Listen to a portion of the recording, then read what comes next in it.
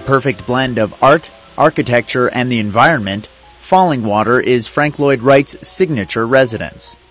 Built in 1935 for department store owner Edgar J. Kaufman, Wright designed a home that was years ahead of its time in terms of materials, use of space, and integration into its surrounding. The Kaufmans were connected with Frank Lloyd Wright through their son, primarily.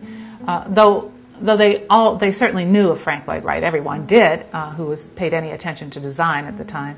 Their son had been studying in Europe, came back to the United States because of the Second World War, and a friend of his gave him a copy of Frank Lloyd Wright's autobiography. He read it, and he was fascinated by the ideas that Wright talked about, that design and art should be an integral part of our everyday lives. He then approached Wright about going to Taliesin East. Wright had set up a fellowship partially to support himself and also to keep his ideas alive. He was 67 years old. And if you think of where Wright was at this point in his career, he was born shortly after the Civil War. His earliest buildings are in the 1890s. It's now 1935. He's about 67 years old and pretty much thought of as being washed up in the architectural world, as a former player, not a player today. He was sort of the architect who led the way to modernism, but wasn't thought of as part of modernism anymore. Wright, like any good architect, could smell a potential client from miles away, figured out who Edgar Kaufman Jr. was, knew who his parents were.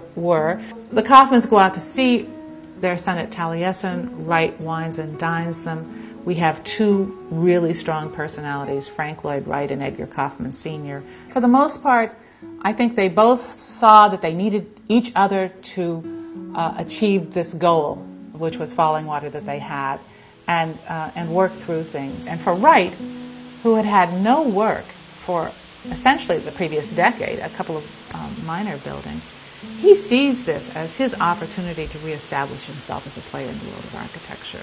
I think one of the wonderful things about Fallingwater is that unlike many of Wright's buildings, it was never allowed to fall into disrepair. The Kaufmans took terrific care of it. Once the Conservancy acquired it in 1963, we too have devoted all of our efforts to making sure that the building and the site is well maintained and well cared for. We recently went through an $11.5 million restoration of the building, strengthening the cantilevers, which were indeed in danger of collapse. The caution that Edgar Kaufman was given from the engineers in the 30s was well founded. There was not enough steel in the house. The cantilevers had deflected as much as 7 inches at some of the ends of the terraces, and so we did a major strengthening of the building, and you would never know it to look at it today that anything had been done, but post-tensioning was installed in the floors. One of the unique things about Fallingwater versus some of the other great Wright buildings is that it is the only major work of Frank Lloyd Wright that has come into the public domain with both the house, the furnishings, the art collection, and the site intact. Wright not only designed the house to essentially grow from the ground, he designed the furnishings to grow from the house itself. He had this concept of a holistic approach to living. The original budget for Fallingwater that Wright was given was for about a $40,000 weekend house. Now this is coming out of the Depression, 1935-36. The final cost of the house was $155,000, so he was definitely over budget. Well, for me, Fallingwater is part of my own personal history now, and it is it's an incredible. I drive in the morning and I drive through this stunning landscape on site, and the feeling of having some part in being responsible for the care of this building is just a wonderful one. I still, when I'm showing somebody Fallingwater, and I walk down the path to the house, and I come around the bend when you first start seeing the house take shape through the trees. And it's not what you expect it to be. It's not, you don't see that classic southwest elevation with the waterfall in view when you're approaching Fallingwater. It's not till after you've been through the house and leave the site that you actually have a chance to see that view. Fallingwater is America's most important piece of architecture, the most important building in terms of architecture. It's famous worldwide. Our visitors travel from all over the world.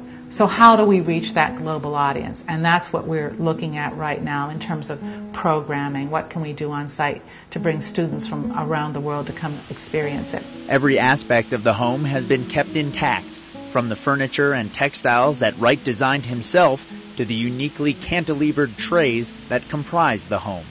Unquestionably one of the most important works of architecture in America, Falling Water still stands over Bear Run in western Pennsylvania and is open to the public to explore and to experience its beauty. For 70 years, Falling Water has fascinated us. To live not just next to nature, but within it, strikes at something primal.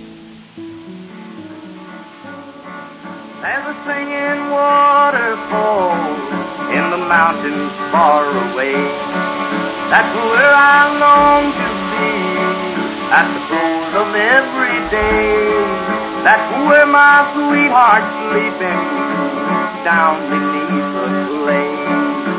Oftentimes I wonder, why did I ever roam away? We'd meet there in the evening, when the sun was sinking low, and listen to the waters as they sang soft and low. But now she's gone to heaven, and I'm left all alone. Tonight my darling's sleeping by the singing waterfall.